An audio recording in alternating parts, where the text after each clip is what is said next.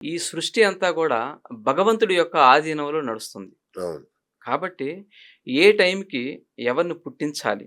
ఏ టైంకి ఎటువంటి పరిస్థితులు ఈ భూమి మీద ఉండాలనేది సర్వజ్ఞుడైన ఈశ్వరుడికి, యెస్. అమ్మవారికి తెలిసిందే గదా! అవును. కాబట్టి ఆ రోజుల్లో మీరు 30 సంవత్సరాల క్రితం ఎళ్తే ఆ రోజుల్లో వాళ్ళు పుట్టిన లగ్నాల్ని మనం పరిశీలిస్తే హ్మ్.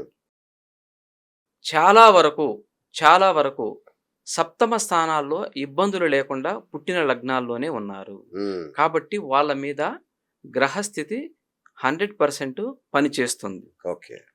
కాబట్టి సప్తమ స్థానంలో ఎటువంటి ఇబ్బంది లేని లగ్నాలలో వాళ్ళు పుట్టారు కనుక ఎక్కువగా విడాకులు తీసుకునేదానికి అవకాశం లేకుండా ఉంది. మీరు ఓకే. పరిశీలిస్తే 100% మీకు ఈ విషయం బోధపడుతుంది. ఓకే. కాబట్టి ఈరోజు జననం ఏ విధంగా ఉందండి?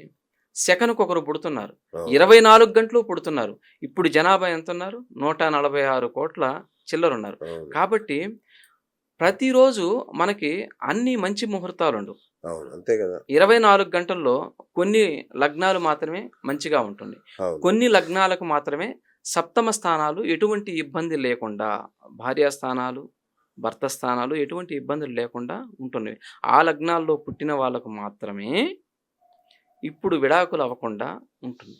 కాబట్టి ఓకే. పూర్వం ఈ పరిస్థితి లేదు. ఇప్పుడు 24 గంటల్లో సెకనుకొకరు పుట్టడం చేత గ్రహస్థితి ఆ విధంగా ఉంది.